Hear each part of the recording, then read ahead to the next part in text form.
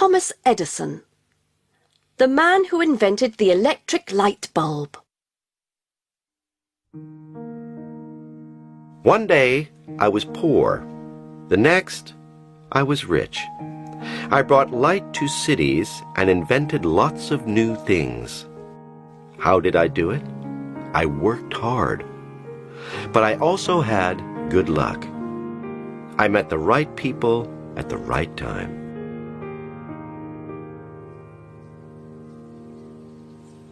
I was born in the United States. I went to school for only 3 months because my teacher thought that I caused trouble in the classroom. In fact, I spoke in a loud voice because I couldn't hear very well. When I left school, I was only 7 years old. My mother became my teacher at home. My parents had 7 children, and I was the youngest. We didn't have much money, so when I was 12 years old, all my brothers and sisters worked. I decided to work too. I got a job on the railways, and I sold food and drinks on trains.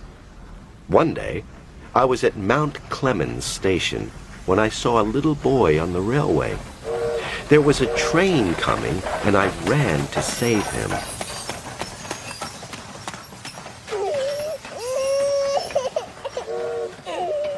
The boy was the station master's 3-year-old son. He wanted to thank me for saving his son and taught me how to use the telegraph. I could get a better job now. From 1863 to 1867, I worked as a telegraph operator. I liked machines, and I sometimes did experiments. When I was 19, I had a job at the Western Union Company in Louisville. One day, I was trying an experiment when I spilled acid in the office and lost my job.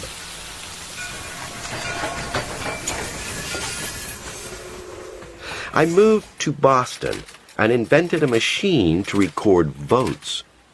No one was interested in it. So, when I was 22 years old, I decided to go to New York to make a new start.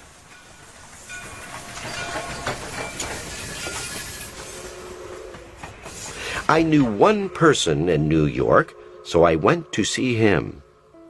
I haven't got a job, and I need some money. Could I borrow some from you? I asked. He was surprised. I can only lend you $1, he said. I took the $1 and promised to give it back. This $1 changed my life. I was hungry and weak, so I used the $1 to buy a meal. I felt much stronger after my meal, and I went out to look for a job. I talked to a few people. One of them was Franklin Pope. He worked for the Gold Indicator Company, and he showed me the company's building. I stayed in the battery room that night. The next day, I studied the company's machines. The third day was my lucky day. There was a machine that sent important information to the gold exchange. Suddenly, it stopped working. The people in the company didn't know what to do, but I knew what to do. I repaired the machine. Dr. Samuel Laws from the Gold Exchange heard of my work. He offered to pay me $300 a month to repair their machines. I was able to pay the $1 back. Soon, the president of the Gold and Stock Telegraph Company also heard of my work. "Can you repair the machines in our company?" he asked me. $3,000 or $5,000 a year was good pay for the job, but he offered me $40,000. I was lucky once again. This was the start of my career as a businessman and inventor. I moved to New Jersey, and I opened several telegraph companies with Franklin Pope.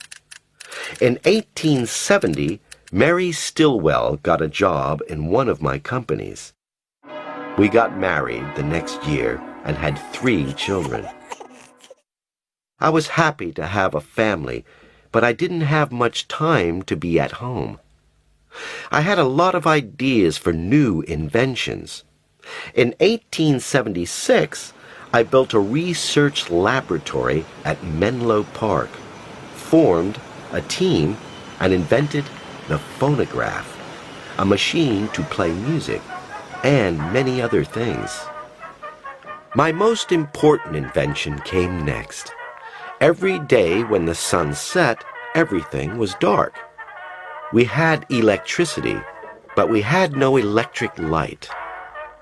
After a lot of experiments and hours of hard work at the laboratory, we invented the electric light bulb, the round glass object that produces light. In 1882, I helped to put 400 lights in the streets of Manhattan. New York got a new name, the city that never sleeps. I brought light to homes, hospitals, offices, factories, and schools. It was the beginning of the 24/7 lifestyle, 24 hours of light, 7 days a week. Then, a sad day arrived in my life. In 1884, my wife became ill and died. But 2 years later, I got married to Mina Miller and had 3 children. At work, it was a time of success. I started more companies and invented more things. I got 1 patent every 10 days.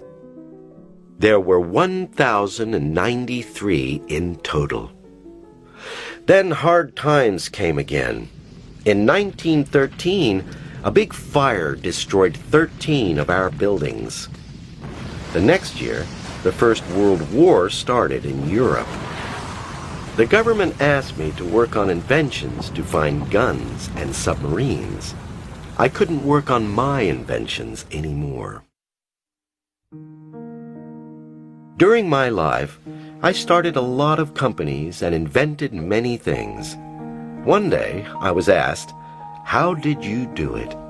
My answer was 1% inspiration and 99% perspiration. Hard work was the key.